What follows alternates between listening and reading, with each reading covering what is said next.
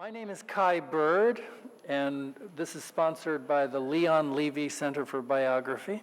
I'm a biographer, but in my current reincarnation, I'm now the executive director of the Biography Center, and my job is to promote the art of biography.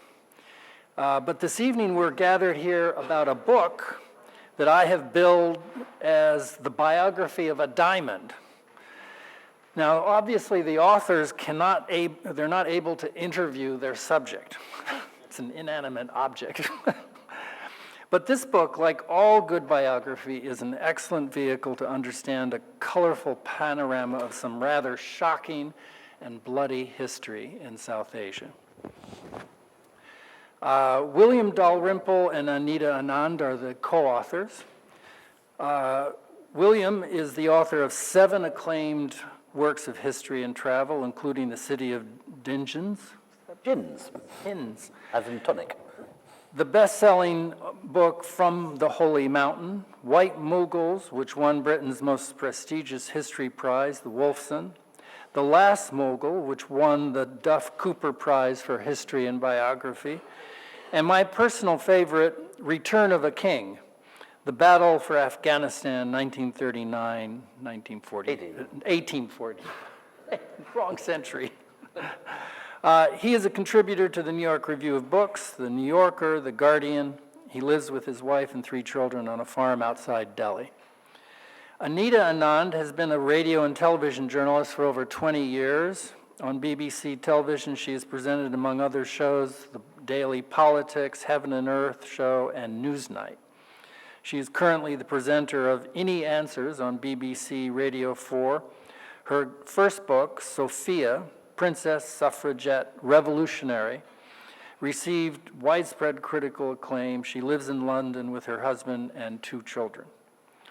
I want to note that I first met Willie back in January of 2009 at the Jaipur Literary Festival, the world's largest book festival. Founded by Dalrymple and Namita Gokal in 2006. And I think Willie claims that only 20 people attended in 2009. 14? And half of them were Japanese tourists who had lost their way, right? But last year, 500,000 people attended the 5-day festival. And this is, I think, a living sign that books are alive and well, at least in South Asia. Anyway, we are very honored to have Willie and Anita here tonight, who will talk about their new book. And we will thus begin. I think Willie's going to go first, Yep. And Anita is following.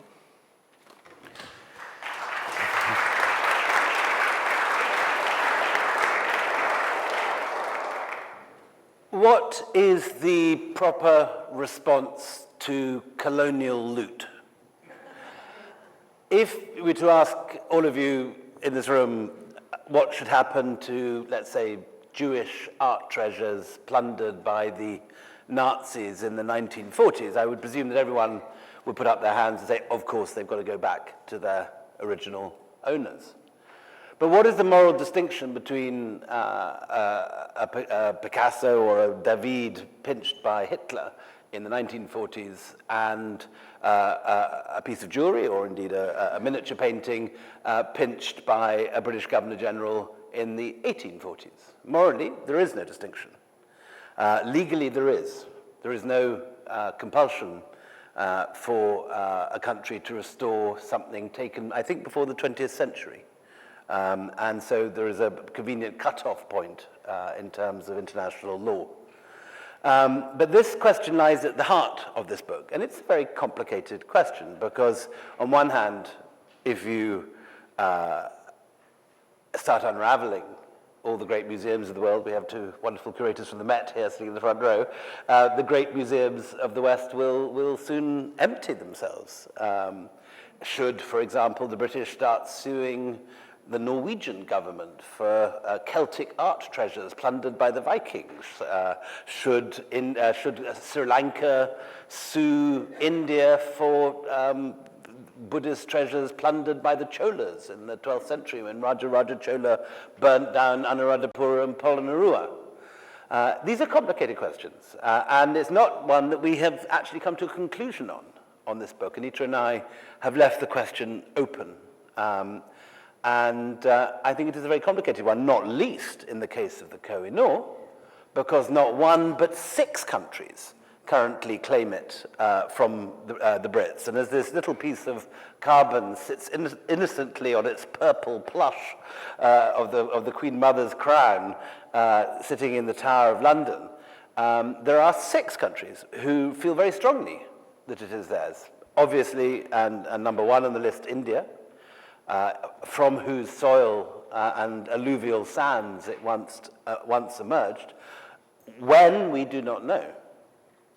As we'll find out in a second, the first historical reference to this stone dates from about 1748, 1749, a Persian eyewitness account, at which point the Koh-i-Noor was sitting attached to the head of one of the peacocks on top of the peacock throne, which had just been taken by the Persians from Delhi and was sitting near Herat and near Meshed, between Herat and Meshed, on what's now the Iranian-Afghan border.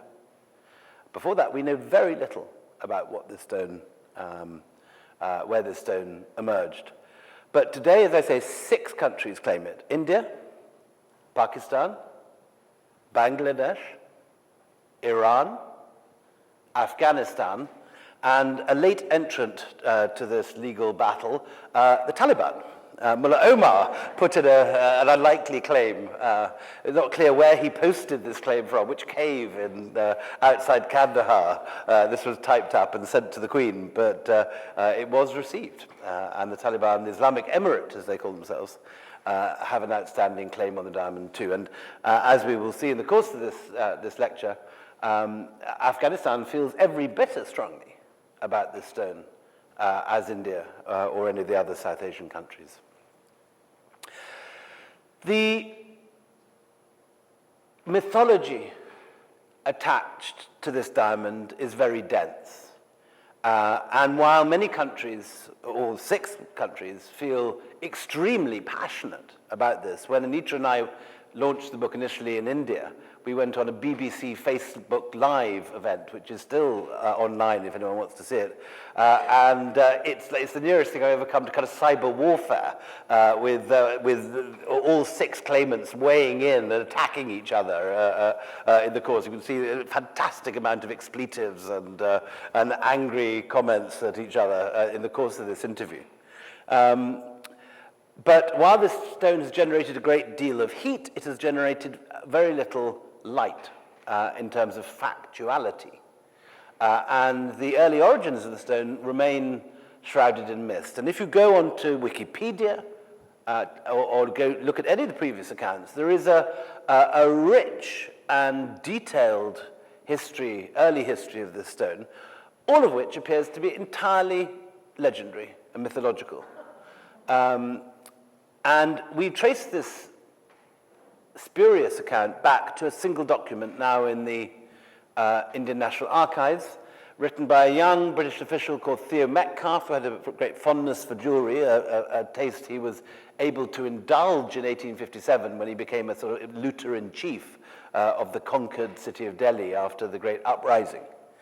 But at this stage in his career, he was asked by his father's friend, Lord Dalhousie, to prepare a history of the diamond, a biography, if you like, Kai, of the diamond. And he interviewed jewelers in Chandni Chowk, went into the Red Fort, talked to the old Begums, gathered all the mythology and wrote it down. And his account has more or less been echoed in every single other version of this diamond's history until now. The account goes something like this. The Koh-i-Noor was mined deep in the earth, in the bottomless pits of the Golconda diamond mines. It found its way, this stone, into the eye of an idol, which made its way into the temples of the Kakatiya dynasty, who ruled the Deccan in the early centuries AD, from which it was plundered by the wicked Turkish Khalji dynasty when they invaded southern India, burning temples, looting and plundering, only for they in turn to have it looted from them by the Tughlaqs, who lost it to the Lodis, who lost it to the Mughals. It was loved and treasured by Babur and remained with his grandchildren and great-great-grandchildren until the time of Muhammad Shah Rangila, the playful sort of Charles II of the Mughals, the colourful, cross-dressing Muhammad Shah Rangila, who hid it in his turban when Nadir Shah came to stay. Nadir Shah invaded India, and as his most valuable possession, Muhammad Shah hid it in his turban. Unfortunately, both Nadir Shah and Muhammad Shah Rangila were sleeping with the same courtesan, Nobai, and as part of her pillow talk, she revealed the hiding place. So just as he was leaving, Nadir Shah said, "My brother, we've had such fun together, let us swap turbans as a sign of friendship." And so it was that the diamond went to Persia. Now, lovely stories, all of them, but to use a technical term, complete bullshit. There's not a single element of factual truth in any of that little litany I've just given you. I will try now to start again with something that perhaps approaches historical truth. Well, for a start, we should say that until the discovery of the New World mines in the 1730s, first in Brazil, then later in South Africa, all the diamonds in the world, with the exception of a few black diamonds from the high hills of Sarawak, all the diamonds in the world came from India. They weren't mined.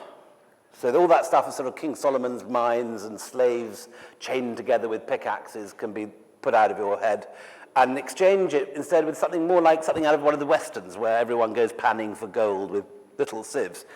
In India, small octagonal natural diamond crystals could be found if you sieved the alluvial sands, particularly in the Godavari Delta in what's now Andhra Pradesh and Telangana.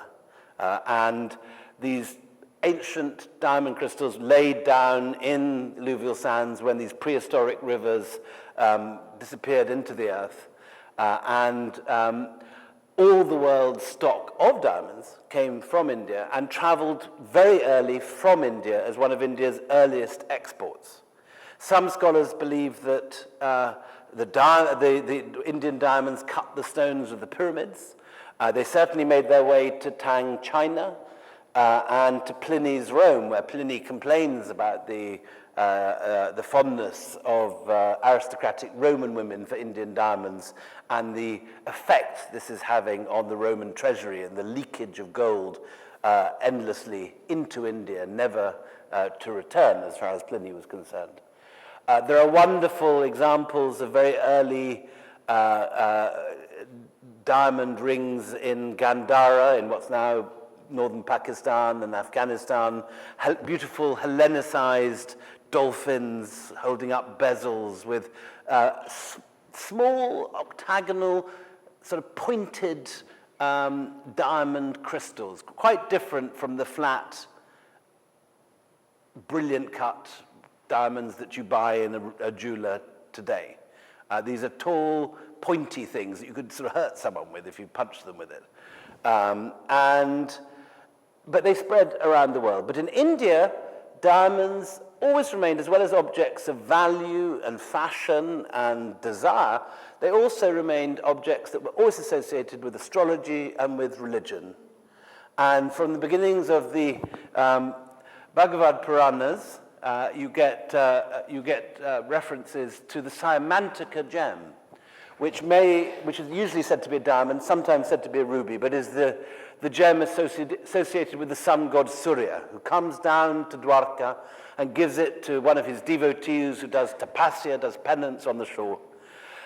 And this diamond and this story in the Bhagavad Purana is the origin of this idea which has traveled the world ever since, perhaps initially through out of India into Victorian literature and hence into Indiana Jones, of the cursed diamond, of the idea that a diamond or a gem, as well as being something that everyone wants and desires, is something that can bring incredible bad luck in its trail, as the Saimantika gem does for anyone who is less than perfect. So when Krishna, the young god king, gets hold of the diamond, the Saimantika gem, he's okay. But as soon as it leaves his hands, it creates a chain of havoc.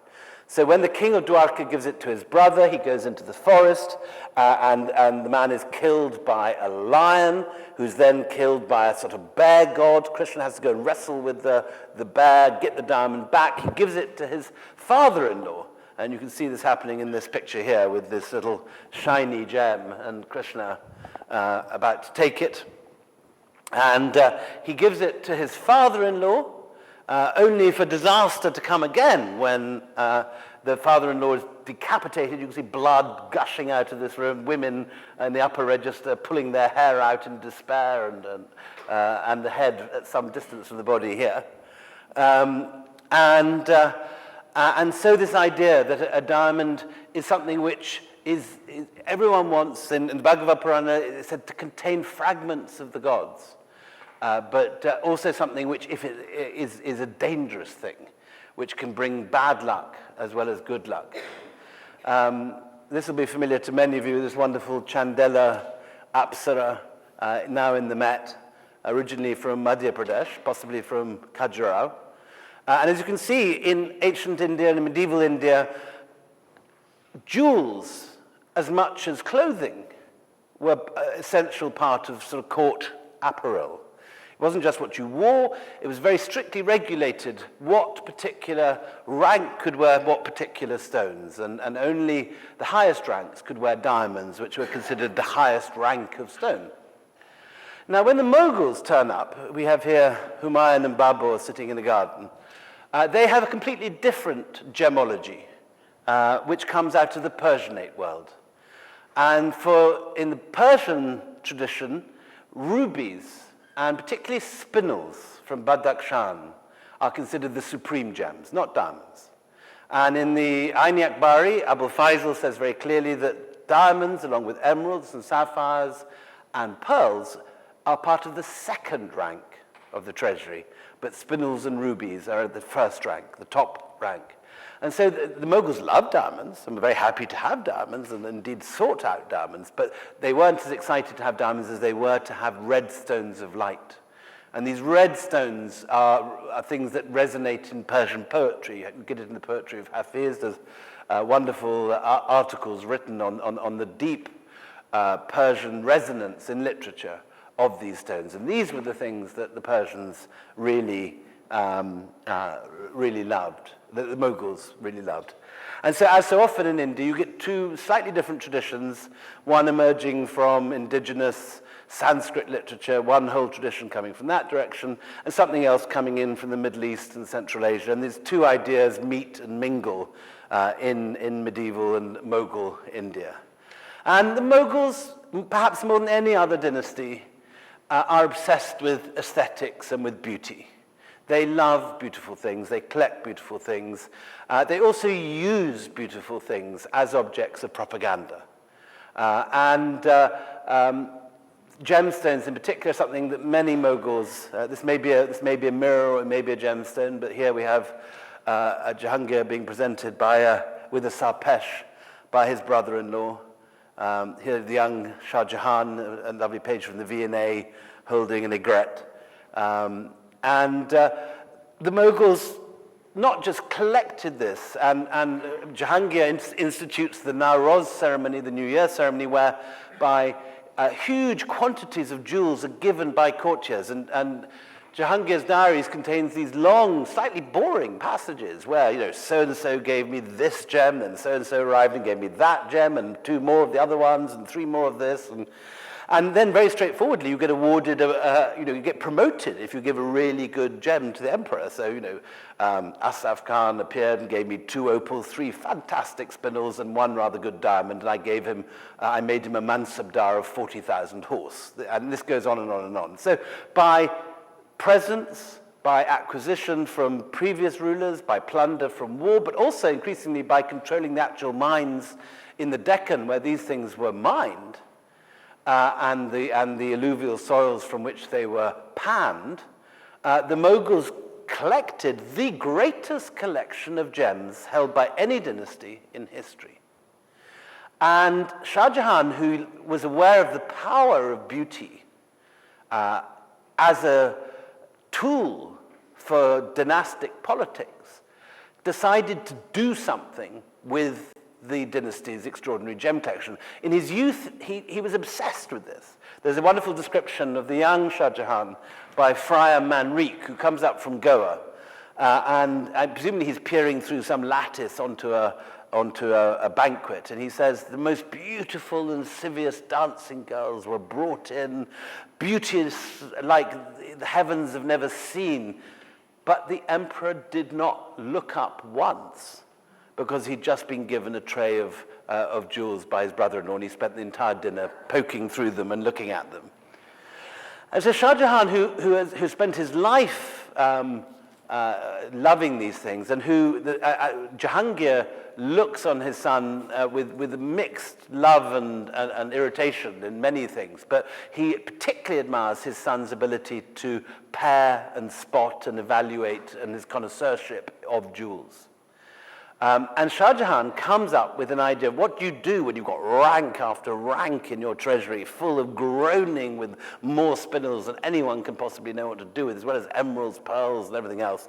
And he decides to create an object of terrific dynastic propaganda, the peacock throne, the single most valuable piece of furniture ever created.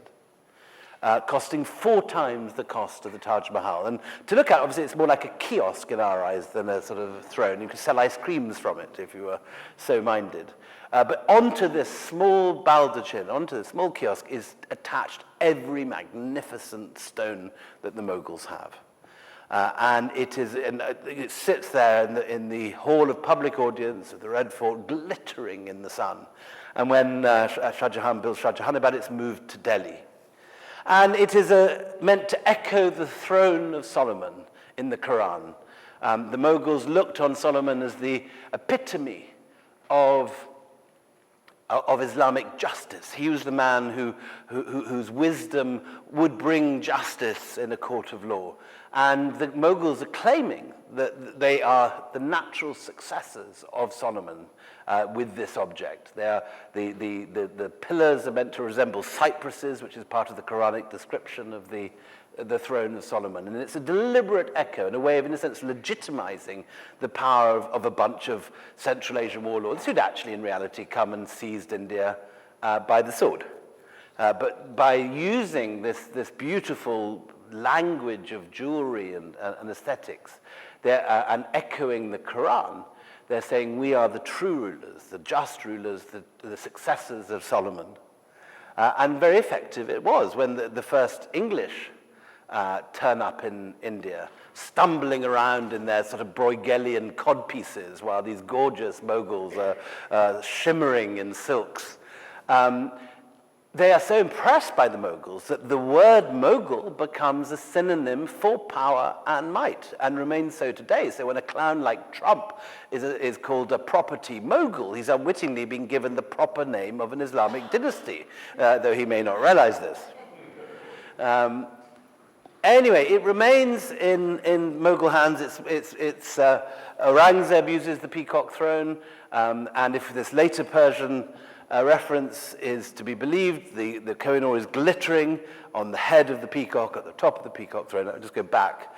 You see the two peacocks sitting at the very top. So if our eyewitness account is right, by Muhammad Yazdi Marvi Yazdi, the Koh-i-Noor is sitting at the top of this throne. We don't know it was there in 1640. We know it was there in 1740. But presumably, if it was there in 1740, it had been there from the beginning. That's the earliest that we can actually say for sure that the Koh-i-Noor is there. Anyway, it remains in the dynasty until the time of Muhammad Shah Rangila. Muhammad Shah Rangila, in this wonderful painting now in the Bodleian, can be seen doing everything that would have made his great-grandfather Aurangzeb turn in his grave. He's throwing paint in a holy celebration, coating musicians and courtesans, all things that are not meant to be, if you're an Islamic ruler, you're not meant to celebrate holy, you're not meant to have courtesans, you're not meant to play music. This is all this in one. And you can just imagine Aurangzeb spinning in his Kuldabad grave at the idea of this. Anyway, it's Muhammad Shah Rangila's great misfortune to rule at the same time as this rather grim character, Nadir Shah. Nadir Shah, you can see from the muted colors of this picture, was a very different figure. A peasant, probably a son of a shepherd, from the Perso-Afghan steppe, rose up the Safavid army hierarchy, eventually did what we would today call a military coup, overthrew the last of the Safavids, and using incredible military prowess, defeats the Ottomans, defeats, on one occasion, the Russians, and then goes to India with the deliberate idea not of expanding his empire, but according to one source, of plucking a few golden feathers from the Mughal peacock's tail. In other words, he wanted cash, and the Mughals had lots of it. So he marches across the border, and no one does anything. He captures Kabul, which is the summer capital of the Mughals, and distress messages go to Delhi, but nothing happens. And it's only when he goes down the Khyber Pass, captures Peshawar, and moves in Lahore, that the alarm bells really start ringing. And already by this time, the Mughal Empire has begun to decentralize in a way it had never done in the days of the greater rulers. Already, Nizam al-Mulk is setting himself up independently, more or less, in the Deccan. Sadat Ali Khan in Awadh is doing the same. But for the last time, the Mughal Empire comes together. And Nizam al-Mulk brings this army up from the Deccan. The rulers of Awadh bring it from Faizabad, from what's now UP. And Muhammad Shah himself leads an army. And they all converge in a great fortified entrenchment at on the plains of Karnal. And there are different figures given for the size of the army, but it sounds like it's the largest army in Indian history. Some figures say 1.5 million men, of whom about 50%, maybe 750,000, were actually fighting men, but also cooks, pastry cooks, syces, grooms, dancing girls, the whole usual paraphernalia. And so 1.5 million people chaotically in this encampment, with descriptions, according to the Dutch East India Company representative, of tourists going up from Delhi, fashionable ladies coming to have a look at the army, and the whole thing moving on its way to Karnal at the rate of only about 2 miles a day. This huge mass of men sort of tangling up, getting in traffic jams, stumbling over each other, getting stuck in the mud. It's the beginning of the monsoon. Against this, Nadir Shah has a tiny force of only 150,000 men, of whom, again, only about half are fighting men. But they are the crack troops, and they have the latest gizmo, which is the swivel gun. And they move incredibly fast down from Lahore at twice the speed anyone expects. Already, prior to the Battle of Karnal, they're already cutting off the supplies of the Mughals. Foraging parties are killing off the syces who are going out to fetch fodder for the troops and so on, fodder for the horses. And Nadir Shah lures the Mughals out of their encampment, and particularly the Awadis, the Lucknow, not Lucknow, the Awadhi army goes out to fight instantly, having marched all the way from Faizabad, from UP. and it's exhausted, but in the competition that's going on between Muhammad Shah Rangila's different generals, the Awadis take the lead. And they line up 5 miles of heavy cavalry along the plains of Karnal, and they go off into a trot and into a gallop. And it's this last great, magnificent Mughal heavy cavalry charge. They're heavily armored. There's wonderful descriptions of this fighting force heading off towards the Persian lines. At the last minute, the light Persian cavalry part like a curtain, and revealed behind it a long line of these swivel guns mounted on horses with tripods. They are basically big, fat, heavy jezails. But like a tank, they're movable. You can move them because they're on horses. And using this tripod system, they can fire these great big armor-piercing slugs. And so they just sit still and wait for the Mughals to come at them. And just minutes before impact, they let loose this volley, and the flower of Mughal chivalry lies dead on the ground. The next day, Muhammad Shah is invited to dinner by Nadir Shah. Nadir Shah on the right, Muhammad Shah on the left. And idiotically he goes. And at the end of the meal, his bodyguards are disarmed, and he's invited to stay as Nadir Shah's guest. They march into Delhi together over the next couple of weeks, and then Nadir Shah, following a small uprising and a massacre, loots Delhi with incredible thoroughness. He gets Nizam ul-Mulk to divide the city in 4, and using torture, extracts the accumulated wealth of the Mughals that has been accumulating in Delhi over 4 or 5 generations. And a month later, he leaves with I can't remember the exact figure, was it 10,000 wagons filled with gems and jewels and all the plate. He has so much that he leaves the, lets Persia off 10 years of tax, and then sends off little trinkets, little sort of, the kind of fopperies to both the Russians and the Turks, which is today why the greatest collections probably of Mughal jewelry now lie in the Hermitage and in the Topkapi, including Muhammad Shah's wonderful footstool. These are the greatest things you can see in Topkapi, are just the excess overflow of Nadir Shah's loot from Delhi. Nadir Shah doesn't last long. He is assassinated by his own family bodyguards. There is a night of mayhem when, according to a later description picked up by a Scottish traveller from a Kurd who claimed to be an eyewitness, the Peacock Throne is hacked to bits with battle axes and people stabbing at it, diamonds and rubies disappearing in the candlelight on the night of the assassination.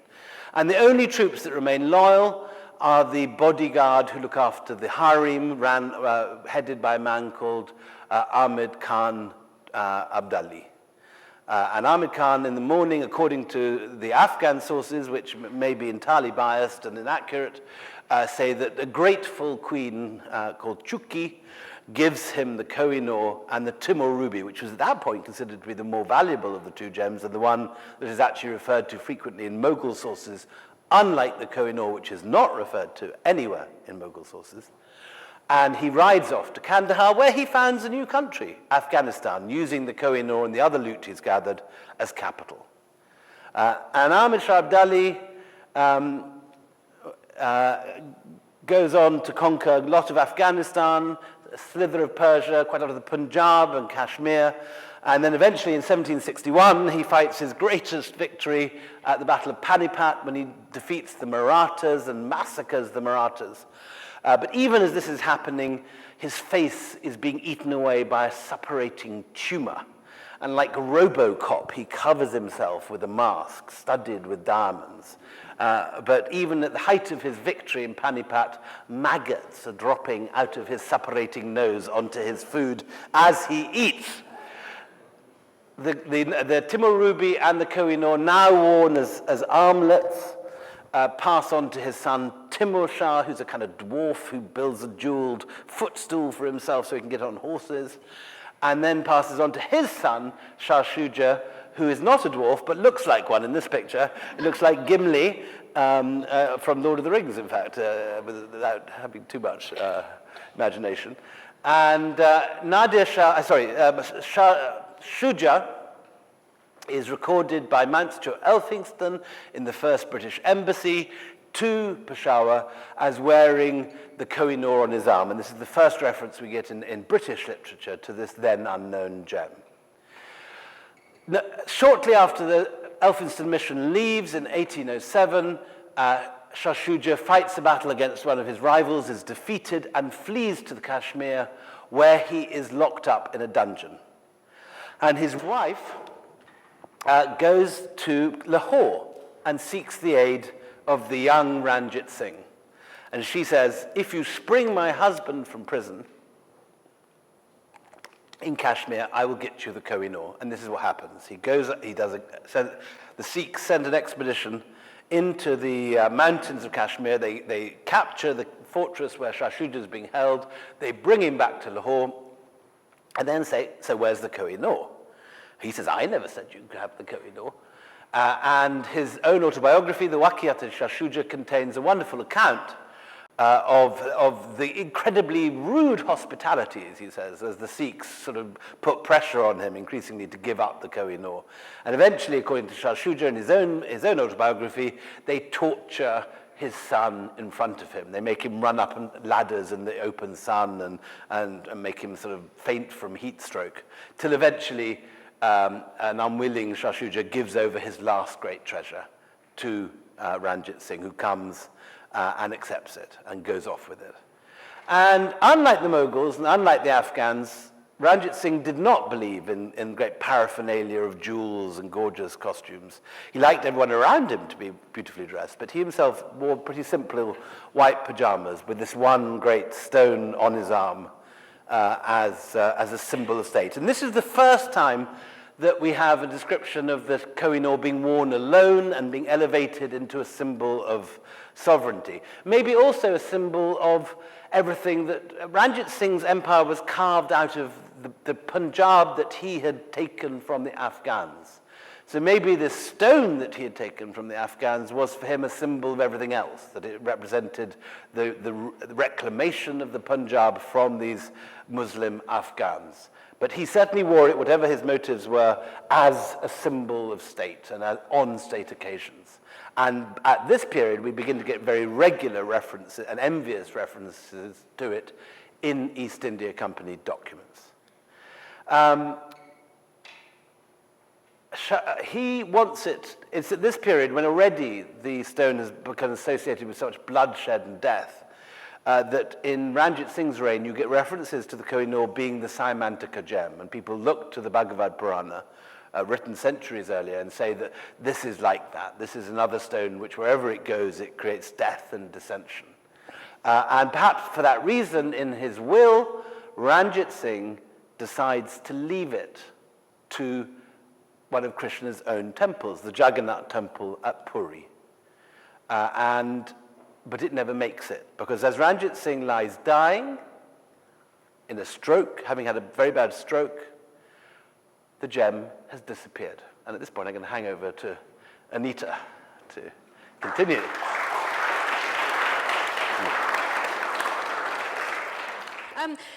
But as William said, he dies. The diamond is nowhere to be found, because despite the fact that this is one of the greatest rulers in that part of India, I don't know if any of you don't seem to be a Game of Thrones crowd, but there is a reference, thank God, King of the North. They talk about the King of the North. This was the real deal. This was a man who seemed to thumb his nose at powers temporal and supernatural by wearing this cursed gem on his arm as if he just couldn't care less what people thought. And it is one of the lowest in his court who decides the fate of the diamond. The head of the treasury, a man called Misir Beliram, who is a very loyal servant to Ranjit Singh. He loves Ranjit Singh. His brother serves in the army. His sons work for the king. His father was also a treasurer. But when his king dies, he hides the diamond. Because in the mind of Misir Beliram, this isn't some personal bauble that even this man that he adores is allowed to send wherever he wishes. This is the gem of state. This gem is the beating heart of Punjab. So he hides it because it should go, in Misir Beliram's opinion, to the next king.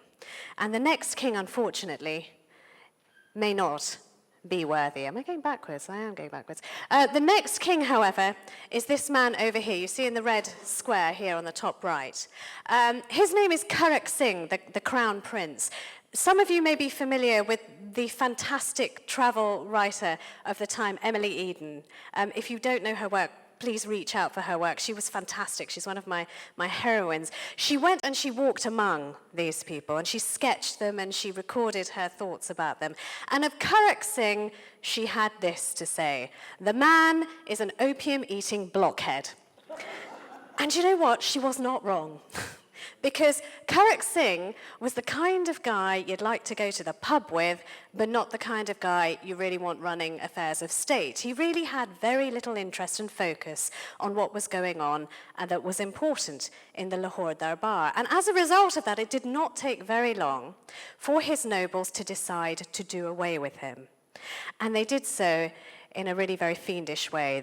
They created a poison, a slow-acting poison. It was a mixture of something called ras camphor and safeda khirsi. It's like a lead and camphor mixture, and they added it slowly and steadily to all of his meals. And as a result of this poison, well, he started to slur.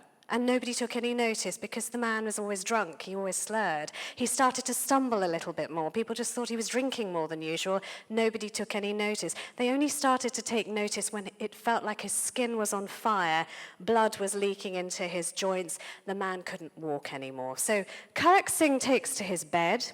He is being slowly murdered in front of the whole of the Lahore Darbar, and his son is called back to the capital. The young man here in the yellow, Naunihal Singh. And Naunihal is everything his father is not. He's noble, he's young, he's untainted by all of this scandal that swathes his father. And the whole of Punjab waits. And when Karak Singh dies, it almost comes as a mercy, because finally they have a man who is worthy of wearing the Koh-i-Noor, this great mountain of light. This young man, though, does not even make it past his father's funeral.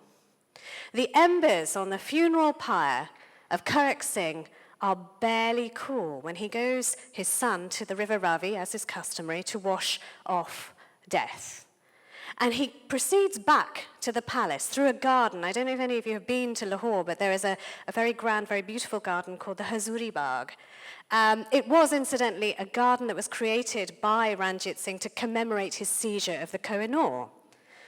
And there is Naunihal going back to the palace. He passes under a very grand gate called the Hazuri Gate.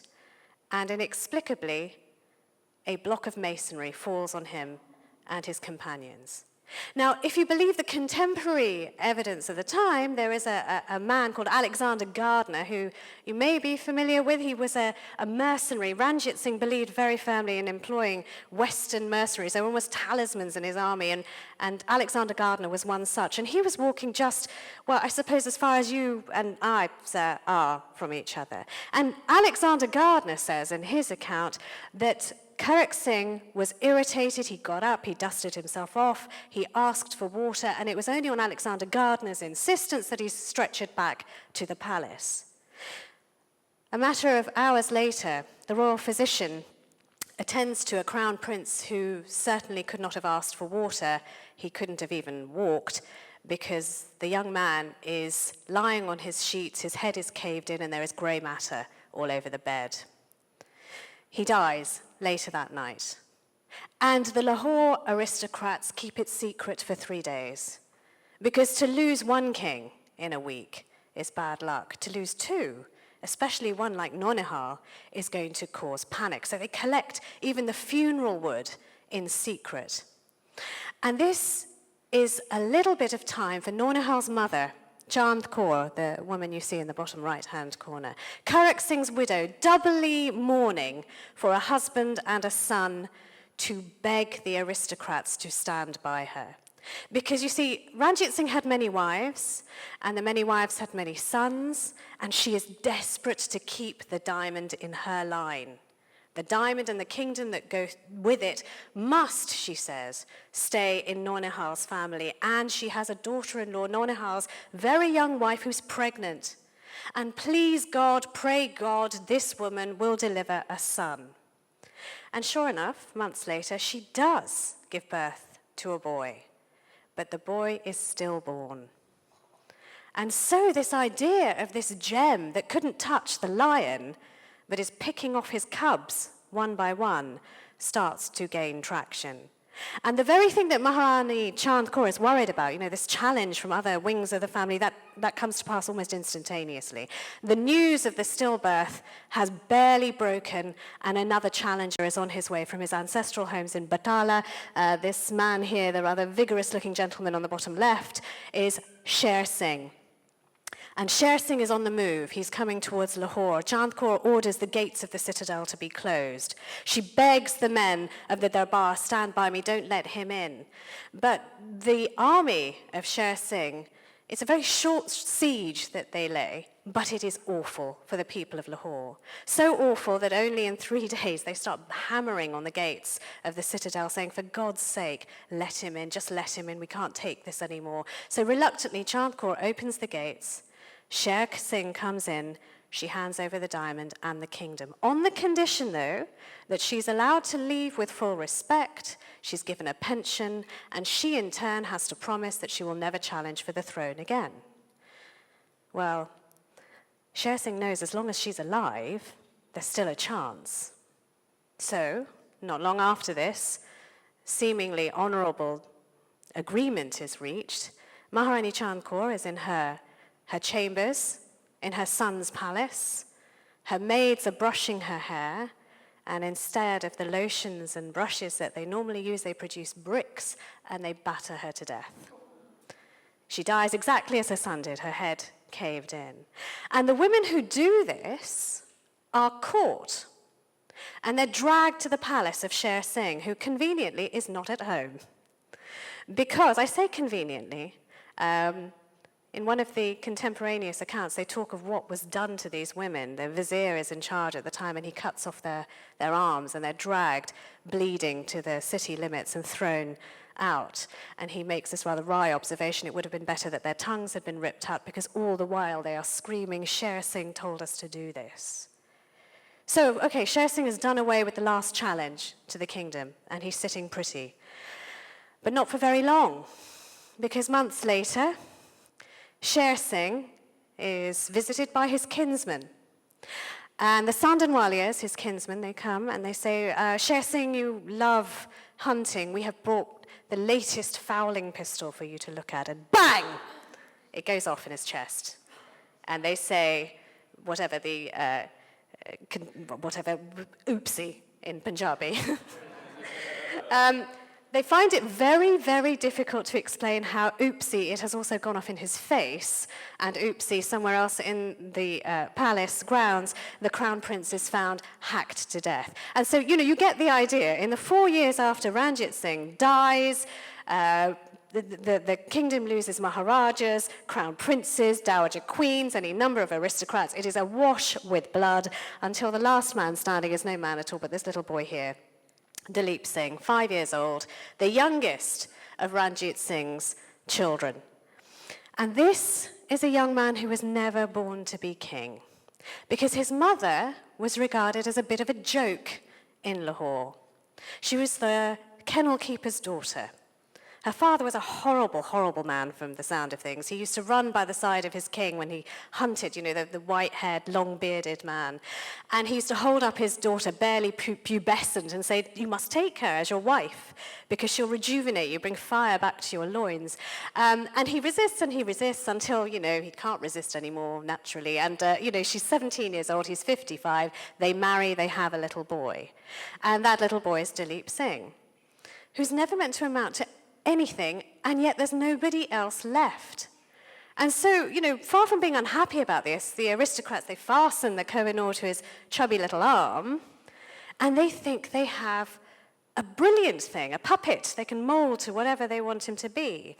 However, Maharani Jind Kaur, the kennel keeper's daughter, one of my favorite characters in this book, and it's replete with really colorful characters, but she's, I think, my favorite. She decides, no, nobody's going to use my son. So she does the unthinkable. She comes out of the zanana, she takes off her veil, and she says, I will sit in the darbar, my son will sit on my lap with the diamond on his arm, and I will rule in his interest. It's a very courageous thing to do, but it rubs everybody up the wrong way. Because to take orders from a woman is bad enough. To take orders from a low-born woman is almost unbearable for the machos in the court. And so for the first time in the Lahore Darbar, there is discontent. It's bubbling with this idea of disloyalty. And nobody loves that kind of a bubble more than the British, who are watching with very great interest. And as William quite rightly said, as soon as Ranjit Singh is wearing this as a symbol of his conquest and power, they have a great interest in it. And they talk about it in East India Company memos which flit between India and Great Britain. Now, there is... So I'll just very skip through because there's so many things I want to tell you. So what they do, the British, they make representations to two of the people who should have been the most loyal to the boy king, his vizier and his general. And they say, look, when the time is right, we want you to betray your king. And sure enough, there are, and again, I know history belongs to the victors, but the losers get a say as well. According to Indian historians very clearly, manufactured Anglo-Sikh wars take place. After the first, where the vizier and the general absolutely betray their king. One of them gives away all the positions of the gun batteries. The other one does some enormously stupid tactical decisions which leave his men completely unprotected. The British are victorious, and they march into Lahore. But they know they're outnumbered. They can't keep Lahore because they're outnumbered by this enormous Sikh army. So what they do is they sign a treaty with the boy king, and they say, look, you've bothered us. You need to pay us back for this war, but we will leave as friends when you're 16 years old. And they sign, the Sikhs calm down because they still have their king on the throne, and it buys them time to prepare for the second decisive Anglo-Sikh war, where they smash the little boy's army to pieces. This, by the way, is a picture of Maharani Jind Kaur, the mother of Dalrymple Singh. And I should say, she was described as being unnervingly beautiful. Almond-shaped eyes, clear skin. She was said to move with the sensuality of water. So the Anglo-Sikh Wars, after this first Anglo-Sikh War, the only person who's raising their voice in the Lahore Darbar, saying, look, they've signed this treaty of friendship with my son, don't believe them, is Rani Jind Kaur. And she's begging her nobles, don't believe them. Don't believe them. They're taking the kingdom by stealth. And so the British decide to remove her from the scene altogether, and they tear her away from the palace, from her only child, and they lock her in a tower. And so when it comes to the Second Anglo-Sikh War, this little boy is left all alone and is forced to sign over his kingdom and his Koh-i-Noor. It is his great misfortune that the man who is in charge of India at this time is this man here, Dalhousie, who is ambitious, young, and thrusting and wanting to make a name for himself. And what better way of making your name than to deliver unto your queen the Koh-i-Noor diamond? It is very, very high on his list of demands. And so when the treaty is signed, the Koh-i-Noor is taken, And it's not enough that he's got the diamond. He has to get rid of the boy king too. So he sends him away out of Punjab, and there are many folk songs still sung today about how the people of Lahore lined the streets and wept as their boy king was taken away. And they put him in the care, Dalhousie puts him in the care of a Scottish couple who raise him to be like a Britisher.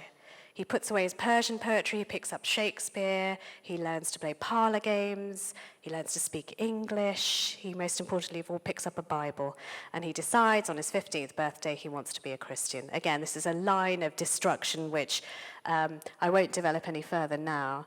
But John Logan is his foster father, if you like. And he writes to Queen Victoria about this young boy's progress. And Queen Victoria is very, very interested in Dalip Singh because she's never going to see her Eastern Kingdom, ever.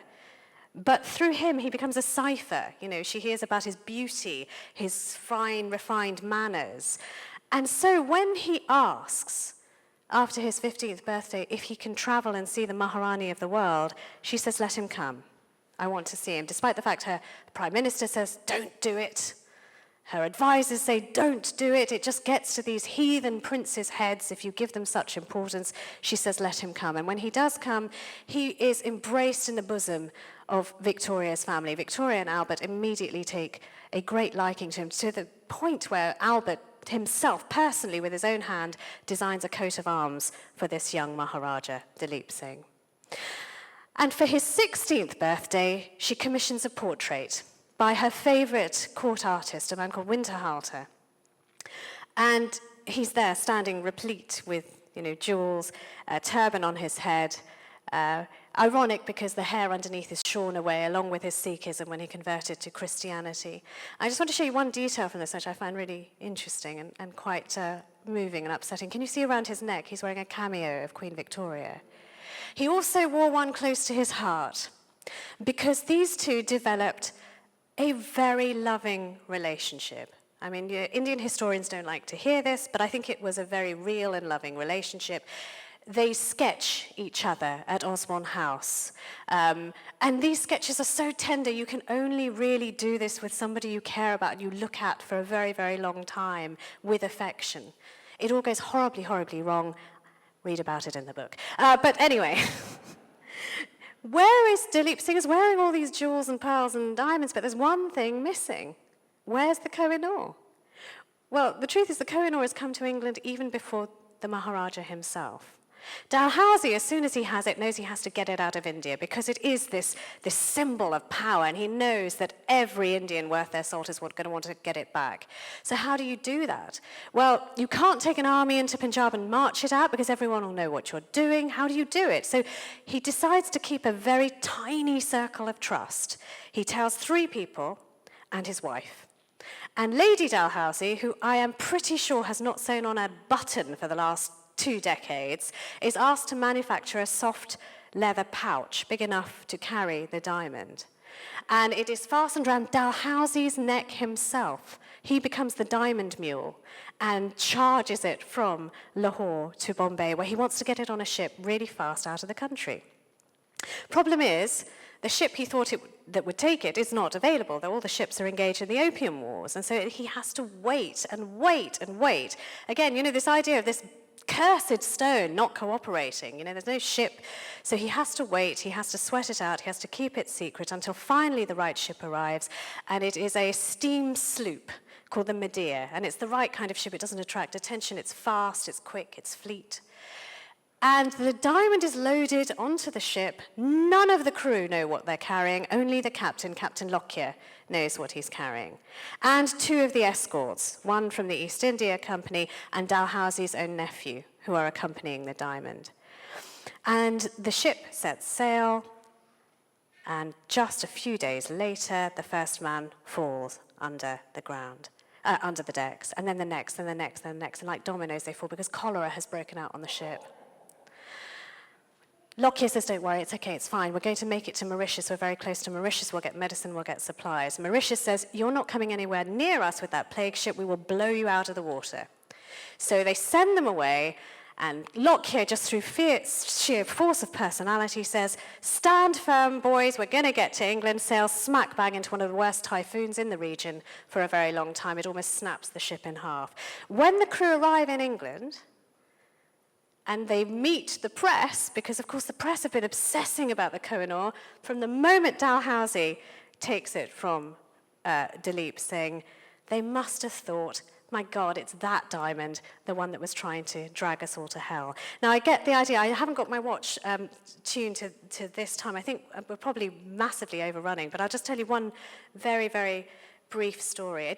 The diamond is, in British territorial waters, and terrible things start happening around Queen Victoria again, which sort of worries her. I'm not a superstitious sort of person, but, it is a fact that her closest ally, Peel, is bizarrely thrown from his horse, and then even more bizarrely, the horse falls on top of Peel and kills him, just as it's entered British territorial waters, and then very soon after that, she's attacked by some lunatic in the crowd, and when she takes possession of the Koh-i-Noor diamond, she does so with a black eye from where he has hit her. And so she is sort of less than enamored with this idea of wearing this thing. But the diamond is it is not what Britain expected. Maybe, I don't know, how much time have we got? Because I have absolutely no notion. Are we out of time, Kai? Well, why don't you ask me what happened to the diamond afterwards, and I'll just stop there. Okay. Okay, I'll tell you quickly. I'll very, very quickly tell you. Okay, it's such a good story. Okay, so the diamond is going to be shown to the British people in the 1851 Great Exhibition. This is going to be the greatest show on earth. This is also going to be where you find out how very quickly I can talk. The Great Exhibition is a fabulous thing where 6 million people, a third of the British population, are going to pass through the doors, and they are going to see the very best of Victoria's empire. And the crowning glory of the exhibition is the Koh-i-Noor diamond. And it is displayed to the public as if it was a wild animal in a gilded cage, as if it could chew the face off anyone looking at it. And the thing is, though, people are just not impressed, because it's cut in this kind of Mughal style, the flat sides. The Mughals like their diamonds big and brash, but the brilliant cuts of Europe, well, that is not what this is. It does not really sparkle in the pale British sunlight. So Albert, whose idea the Great Exhibition is, tries to sort this out. He puts little gas lamps around the exhibit. It doesn't help. The whole of Crystal Palace is made of glass. A few glass lamps will not make a difference. He puts some mirrors around. It makes no difference. The press by now are just being very, very rude about it. They do cartoons about how people are rushing to a lump of worthless quartz, thinking that's the Koh-i-Noor, and they start mocking it as if it's just this dud, this dunce of a child that can't perform. And so Albert, in frustration, builds a shed to block out the natural light. And that really does help a little bit. It starts to sparkle a bit more. But he has also inadvertently created Britain's first sauna. And so people who are going in to look at the diamond are fainting. Which also sort of lends itself to this fact this is a bad luck rock, which is why he decides to cut it. And that is a whole different story. Thank you very much.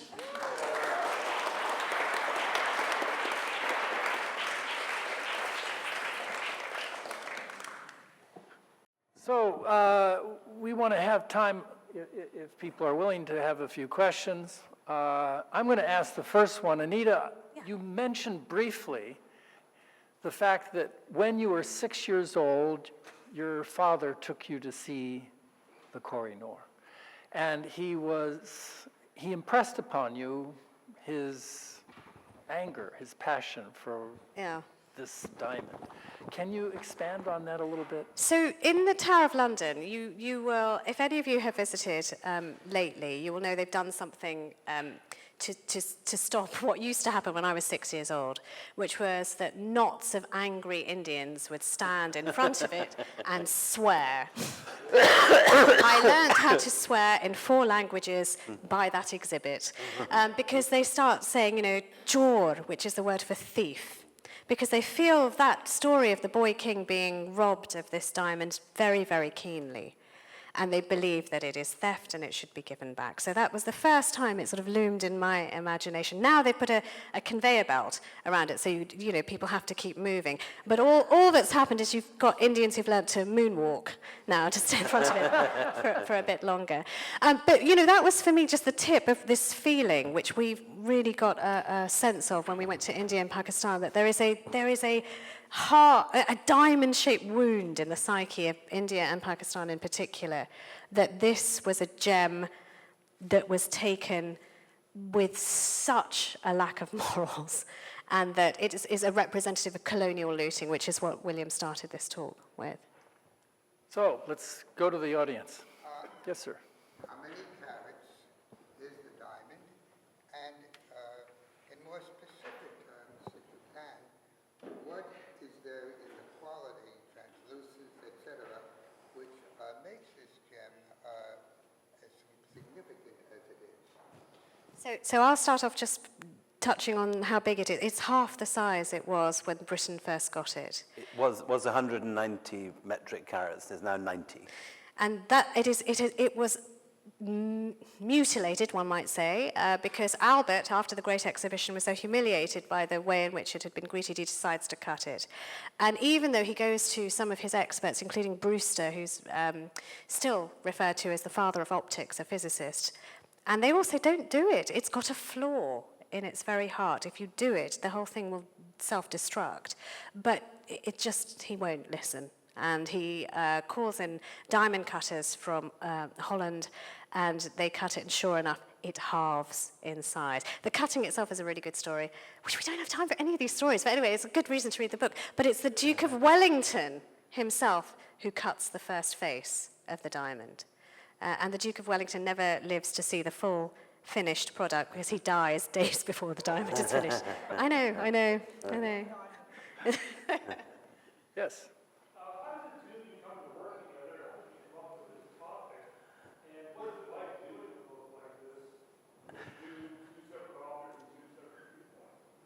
So I would normally be very resistant to something like this and have never done a book in collaboration again, but we've had terrific fun, actually. And it needs, unlike the diamond, it cleaves very neatly down the middle, this story.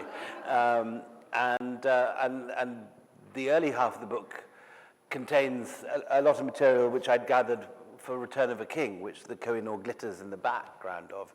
And the second half, she has a lot which has emerged in the course of her research for her biography of Sophia Duleep Singh. So yeah, I mean, the Sophia Duleep Singh was that little boy king's daughter who was born in Britain. And just in a tiny nutshell, she was Queen Victoria's goddaughter. She had this amazing life. She was the Kardashian of her day. I mean, just vile until she was about 30 and just went to the opening of an envelope. She was just a society princess.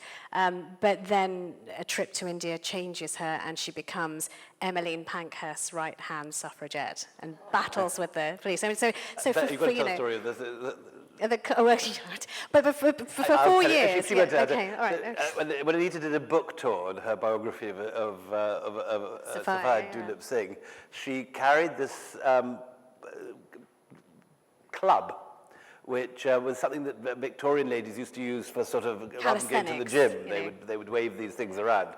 And Sophia used to hide this up her dress. And if ever a policeman came for her, sort of bearing down with a thing, she'd drop the club, whack him over the head. It's the perfect length for a suffragette. You just take this to girls' schools and lead them astray. I know, William was scared. But the thing is, you know, I'd been working on that for 4 years. You'd been working on Return of the King for 4 years. And sort of in the background of both of our research, because it's such an integral part of the family that I was covering and such an integral part of the history of Afghanistan, glimmering in the background was the Koh-i-Noor, you know, like a little bit like, you know, a cameo appearance from, I don't know, Clooney or something, also starring. So, you know, when it came to actually sitting down and writing this, we kind of knew where things were. Okay, And, but I collaborated on 2 biographies. One was a disaster, and the other was a fantastic success. But I know it's a very problematic exercise sometimes. And I just want to note that Anita, in her acknowledgments, refers to William here as her crazy diamond. One of the kind of vital figures, actually, in the thing, cohering it into a single style, was my wife, who's a brutal editor. Oh, she is a difficult woman. She's a very, very good editor. And sort of knocked and manipulated both our proses into... But the thing that I think it just worked because it was such a romp of a story, and we were both really carried away. I mean, he was the Brit in India, and I was the Indian in Britain, and and we would just keep ringing each other. I mean, we've only really sort of skimmed the surface of the horror that awaits you in this book. I mean, there are maimings and torturings and gougings and molten lead pourings that, if you are of a delicate disposition, maybe read something else. But we were constantly ringing each other up, going, "Oh, William, I've got a great gouging." I'll see your gouging. lead. I'll raise you a beheading. That kind of thing. So it was just fun. It was a real fun experience. I should tell the molten lead story. Actually, the molten lead story is worth telling. So when Ahmed Shah Durrani runs off with the Koh-i-Noor and founds Afghanistan, Nadir Shah's grandson is captured by this eunuch who has been eunuched by Nadir Shah, and obviously feels a bit rough about it, understandably. And he straps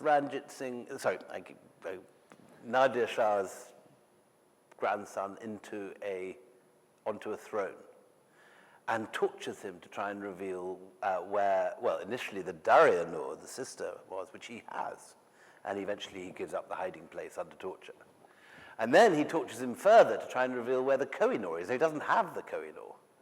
And so however much he tortures him, however much bits he cuts off, he can't produce this thing. And so eventually, in despair and rage, the eunuch shaves his head, builds a crown of paste, and then pours molten lead over him. I did tell you. Yes, sir. How has the book been taken in India? I mean, because you have three common forces right now. On the one hand, you have that nationalism that communicates, but on the other hand, there is also this growing feeling of to know about the past. Because I know as a graduate student from the only mention for us, like was Koh-i-Noor was again, this was stolen from us. So we got a very good ride, actually. It was a big bestseller. Yeah, and actually what was interesting, so we did, you all know Barkhadat does this, it's, what would be the equivalent here? What was the name of the guy with the bow tie did all the big interviews? No, she's a big news anchor in India, and she did a talk show with us talking about the Koh-i-Noor diamond. And what was really surprising, it was filled with very young people, is how much this still matters to them. And their parents may say, "We want the diamond back. Jor, give us the diamond back." But what they want, and again, it's the Koh-i-Noor doing what it's always done, which is representing much more than itself. They want an acknowledgement of what Britain did to India. They just want Britain, almost to look in the face of the diamond and see its own face. This is what you did to us. And so, that And the Brits became are blissfully unaware of all this. I have absolutely no idea not because there's any sort of state propaganda so much as the fact it just simply has been erased from the school curriculum. So you can go to a British school, take history up to A-level, and never hear about the British Empire. You hear about slavery. There is a module on slavery at O-level, but you don't hear about the British Empire. You don't hear about Plassey anymore. You don't hear about the Great Exhibition or any of this stuff. And so British kids grow up learning that racism is something that the Germans did. And they said and then all our kids study the Holocaust and the Nazis over and over again, but nothing that we ever did. The Raj to most people in Britain till right now is polo matches and tea parties with Maharajas and merchant ivory, exactly. Parasols, elephants, Maharajas. Yes, sir. What does Koh-i-Noor mean and who named it, and why do you think it's become such a household name still in modern times in the West? So Koh-i-Noor means mountain of light in Persian. I don't know who coined it. So the part of the Theum Metcalfe legend is that when Nadir Shah pulled it out of the turban, having swapped it with Muhammad Shah Rangila, he says, "Oh, it is a mountain of light," which probably isn't true. what it is true is that the first reference to it as the Koh-i-Noor occurs once it's in Nadir Shah's hands in this early Persian biographer. And why does it matter more than other jewels? Because, well, again, we haven't the time to tell you, but just very briefly, it was very important to Victoria. So when Albert died, Victoria put away all of her jewels and she put away all of her colours. Basically colour died in Victoria's life, but the one jewel that she always wore, always, was the Koh-i-Noor. So it becomes this great state jewel. But it becomes it as a symbol of the offerings of the empire in the Victorian eyes, the loot, obviously, to our eyes, which is a meaning it hadn't got when it was in Mughal hands. The Mughals do not refer to this stone. There is no Mughal reference to the Koh-i-Noor. There are many other diamonds which are of comparable size. Certainly there are two which are of roughly the same, if not larger. One is the Great Mughal diamond, which is now probably the Orlov diamond in the Kremlin, which was also part of Nadir Shah's loot, which appeared with an Armenian diamond merchant after the death of Nadir Shah, taken to Amsterdam, bought by a Russian aristocrat who mortgages his entire family estates to impress his girlfriend, Catherine the Great. He arrives home to find that Potemkin has moved into her bed in the meantime. He offers her the diamond, and she says, thank you very much, puts it in her pocket, and goes off with Potemkin. Only to find, so this guy's lost everything, and he dies 3 years later in a lunatic asylum in a straitjacket. Cullinan's much bigger. Much bigger. So the Cullinan, all of the Darya-Noor and the Koh-i-Noor are all roughly comparable size. They're all roughly 190, 200 carats. It's difficult to know what they would have been originally, but they're the three biggies of the Mughal collection. The Cullinan is a completely different order altogether. It's the size of a football. The Cullinan is a monster. I mean, it is actually. It's like a baseball. I think. And that's it split. It was the one. There was three Cullinan diamonds produced out of six.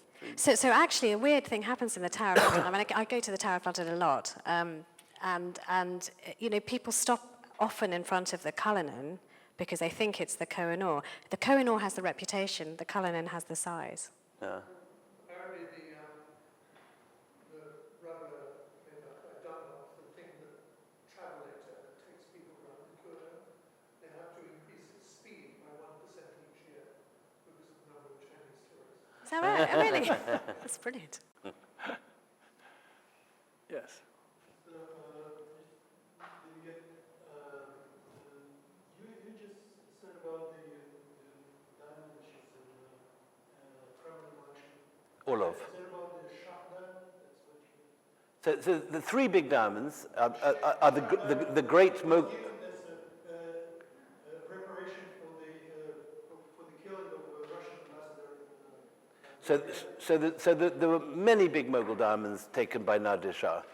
And today, still a huge collection of ex-Mughal gems sitting in Bank Melli in Tehran.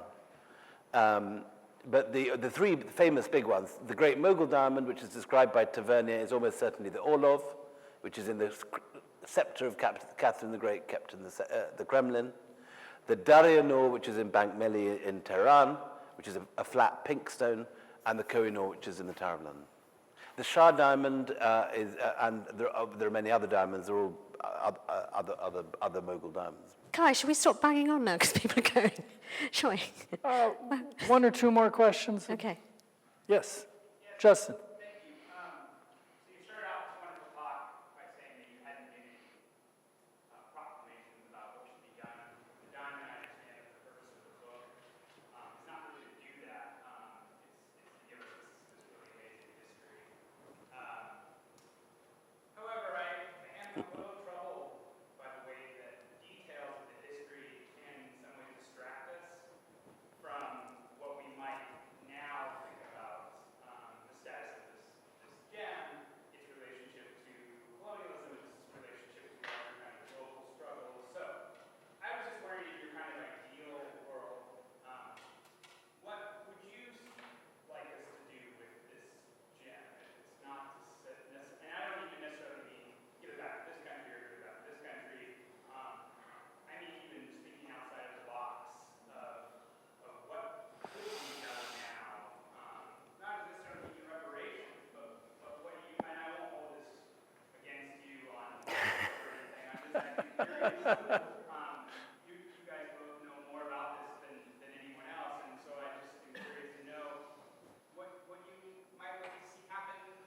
Well, we lay out in the final pages some of the ideas which have been mooted. One, for example, is to build a purpose-built museum on Wagah border between India and Pakistan, so that Pakistanis can come in one side and Indians can come in the other and sort of make fingers at each other while looking at the diamond.